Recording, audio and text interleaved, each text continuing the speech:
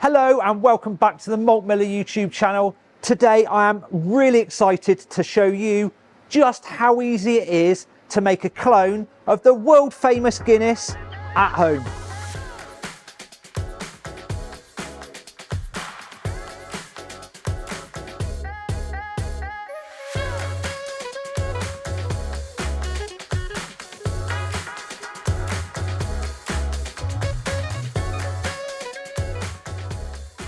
Guinness is becoming a massively popular drink. In fact, so much so, there's now actually a Guinness shortage, with the makers actually limiting the amount that they're able to get into pubs right across the world. I first got into Guinness when I was going to watch the rugby on a Sunday.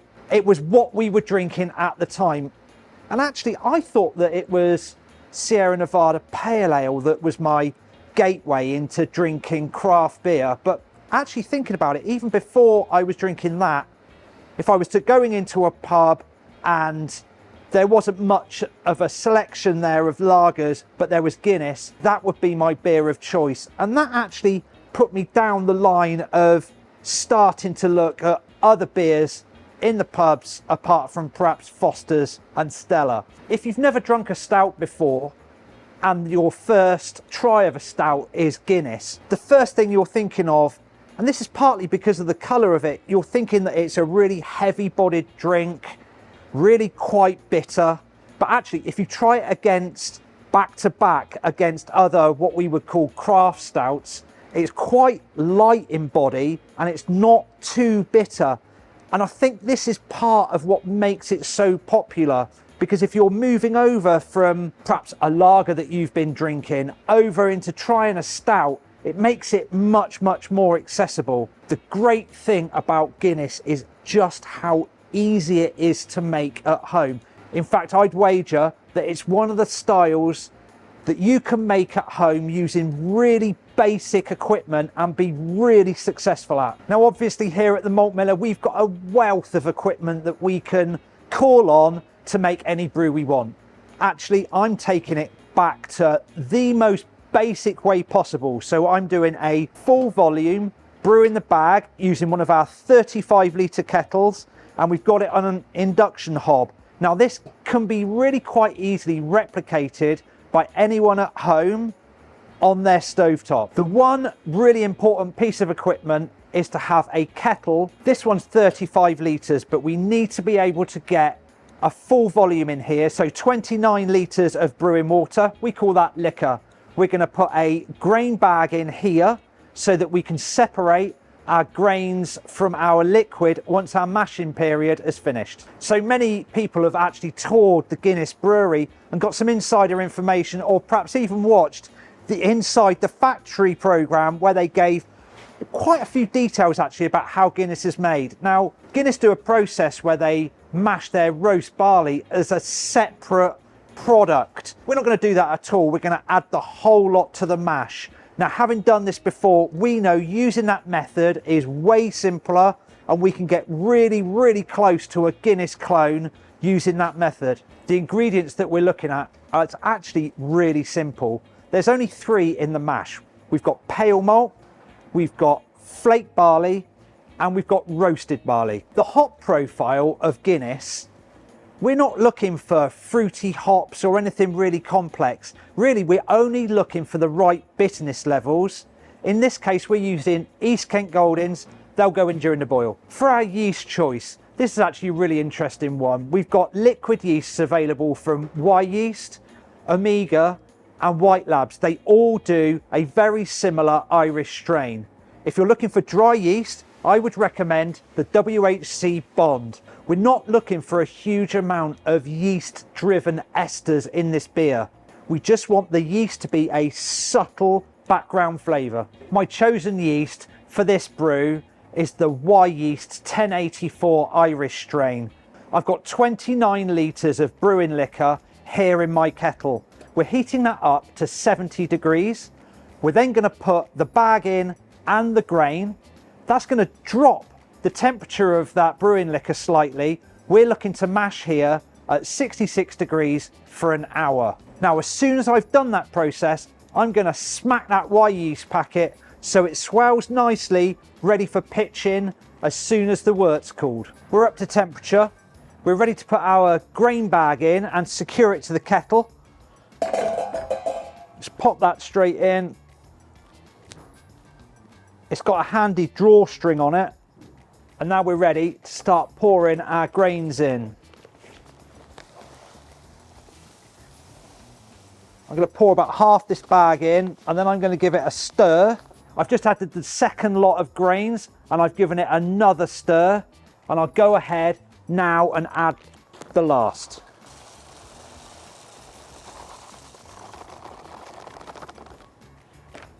I'll give it one more stir, make sure I've got no dough balls in there, and I'm going to place the lid on and I'm going to leave it to mash at 66 degrees for 1 hour. I might come back a couple of times just to check that our temperatures are correct and just to give it another stir.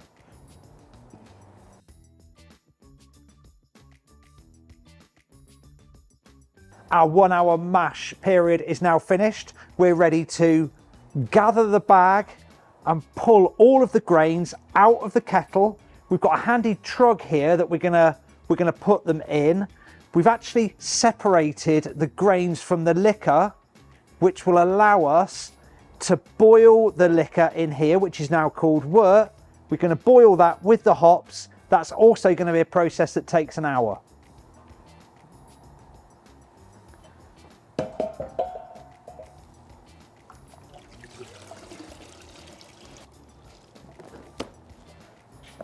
So as you can see, we've drained most of the liquid from the actual grains. If I leave the bag in this trug here for a little while, as this is coming up to boil temperature, we can actually pour some of the liquid that will gather in the bottom of this trug back into the kettle. So we've pulled our grain bag out. We've now got our wort here in the kettle. This is just coming up to the boiling point. Now, at this stage, I can put the lid back on. That'll obviously help it come to the boil much quicker. But one really important thing to note here is we don't want to boil it with the lid on.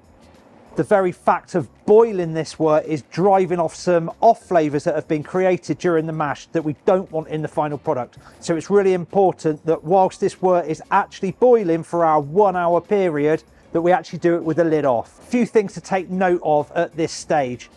Wort boils a little bit like milk. There's no surface tension, so as soon as it comes to the boil, it really tends to rush up the kettle. Now we don't want that to happen because it causes an incredible sticky mess.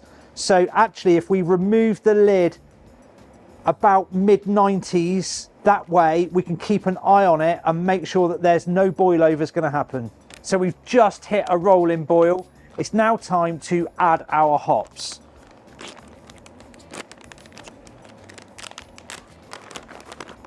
Just chuck them in.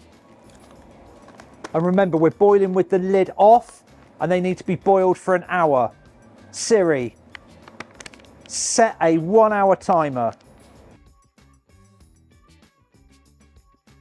We're now 10 minutes away from the end of our boil period. There's a couple of important things that we need to do. This is our wort chiller. We need to put this into the kettle now. That will sanitize our wort chiller. But we also need to add a product called Pro Mix. Now this is a mixture of both kettle finings and yeast nutrient. The kettle finings work to help clear the wort down.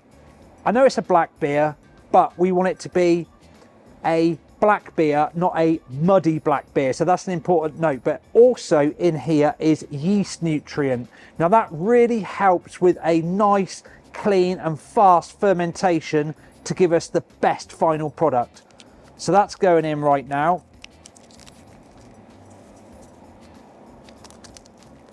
Ten minutes to go before the end of the boil. We'll at that point switch it off and get cooling down our wort.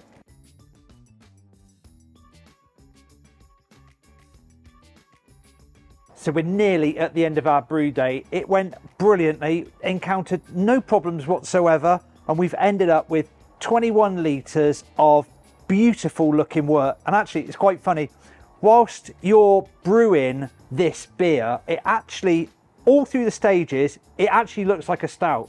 So when we were mashing in, you get that foam on top of the mash. That looks like the head on a pint of Guinness, as it does as it's coming to the boil, as it will when it's in the glass when we're trying it. It's absolutely brilliant beer to brew, especially for people that are new to all grain brewing, because it's really, really simple. Now remember that yeast that I smacked at the beginning of this video? Well, that's what happens. The yeast starts activating in the packet. We can see that it's working. It's swelled nicely, which is a great sign. So we're going to ferment this beer in a Firmzilla, which is an awesome choice. It's relatively low cost and it offers some real advantages over a plastic bucket. However, having said that, there's no problem at all for fermenting this in a simple, one of our Maltmiller plastic fermenters would be ideal. The temperature range is quite important. We're going to want to be fermenting this at about 20 degrees. If you've got a room in your house that's at a relatively stable temperature, that would be ideal. If not, you can utilize one of either our heat belts or heat mats. They really help to generate a little bit of warmth during fermentation. So it's really important at this stage, before we actually put our wort into our fermenter, that the fermenter is clean and sanitized. So in here you can see I've got about 5 litres of sanitizer in here at the moment. It's a no rinse sanitizer. We simply pour it in, shake it about, and then we can tip it out, and it's important that we don't rinse after that point. Also in here I've got some silicone hose that I'm going to attach to the hose barb on the front of our kettle, so we can transfer it from the kettle directly into the Firmzilla. So apart from a spot of clearing up, that's brew day done. Wort in the fermenter, all we need to do is add the yeast, which I'm going to do right now. So I'm going to tear this open. Man, that yeast smells absolutely amazing. I'm going to tip that in. I'm going to try not to put the sachet of nutrient in. That's cool, I managed it okay. All to do is to do up the fermenter lid, get this into a dark place at the right temperature, ready to ferment it out. It's going to be about 7 days, and then we can get on to cold crashing, conditioning, and the important bit, which is sampling. So we're now 7 days later. The beer has fermented out, and actually I transferred it from the Firmzilla into a 19 litre corny keg. I gave it some very gentle carbonation before transferring over about 4 litres into one of our Oxebar kegs, where I've used a nitrogen mini regulator so that I can actually nitrogenate the stout and serve it in a very similar way to what Guinness is served, to give us the best possible opportunity to having something that really does replicate drinking Guinness. Now, whilst I've used a keg here, there's absolutely no reason why you can't bottle condition this beer really successfully. If you're a beginner into homebrewing, bottle conditioning is a great way to start. Let's get this beer in the glass.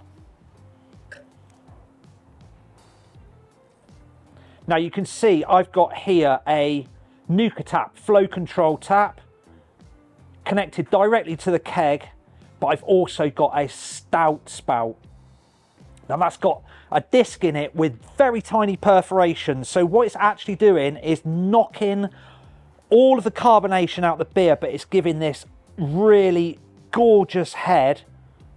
And you can see the way that the beer is cascading up the glass. It looks absolutely delicious. I am delighted with the appearance of that beer. Beautiful, tight nitro head. The beer's black, really as black as Guinness, but actually not muddy in the slightest, which is exactly what I was after.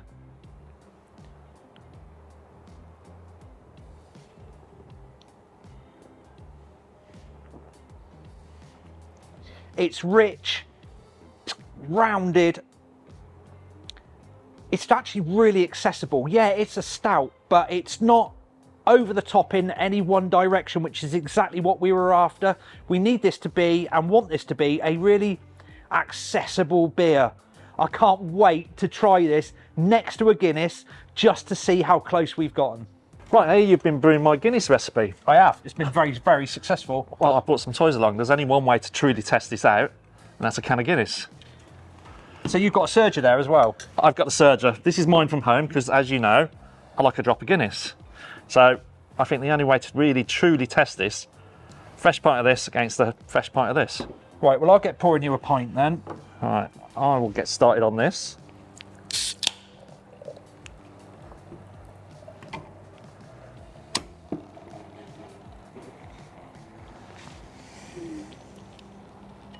Now I'm doing a two-step pour on this, Rob, so... Yep, so am I. I'm gonna... Oh, mate, that does look good. That Surger is like... Look at that cascading. Mate, honestly, we have got much more cascade effect on the Surger, without a doubt. How long are we supposed to wait on this to settle out? I don't know. I'm not the Guinness expert. I'm sure you're supposed to be dancing around while this is waiting. No. Really is hard to be patient when you're waiting for a pint of Guinness. I'm ready to go. So am I. They've absolutely nailed it with that Surger system. Well, Martin, what's the kind of price of that Surger kit? I think the Surger's around about £35, yeah, and then the cans are a little bit more of a premium over the standard. But to be able to have that at home, that is an absolute treat. It's almost like the pub experience at home. Yeah. You know, which is what we're aiming for with your kit as well. This is my pint that I poured whilst I was trying it first. Let's just let that one settle for a second. Look at the differences. Instantly, and I do not know how Guinness do this. They get that really just off-white head, and I've never managed to nail that. Every time I've made a stout, it's been that kind of slightly tan colour head. I'd love to know how they get that actual white or just off-white head on there.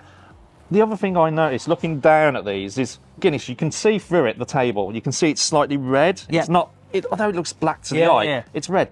We've kind of got that going on with ours as well. Yeah. If you look, look at it through the light at an angle. Yeah. One. Yeah. Right, Martin.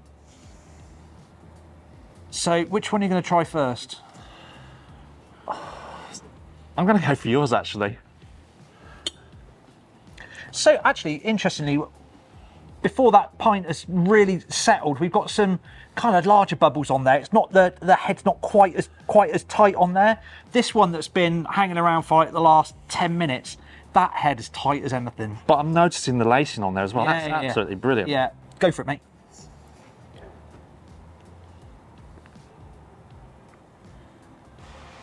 Don't hold back, will you? It's really good.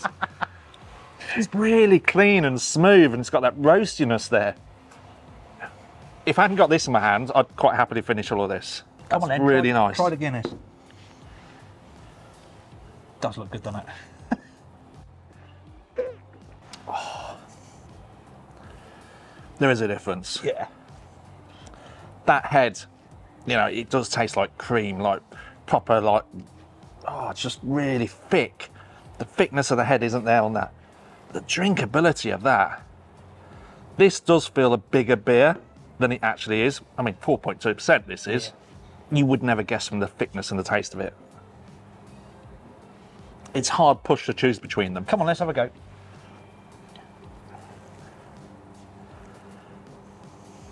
Very similar on aroma, isn't it?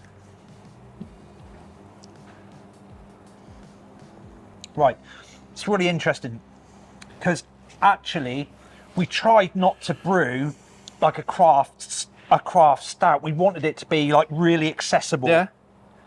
And we've kind of managed that. This, our own version of this is still got a bigger body to it. It's slightly more roasty, but I think that's easier drinking than Guinness. You really are. Yeah. As an experiment of how to brew and serve a Guinness-like beer, or a Guinness clone, if you like. What an awesome experiment. And I think that we have been really successful in brewing that accessible stout. That just drinks so nicely. Mate, this sort of experimentation, a few techniques, a few methods, a few different ways to serve a beer.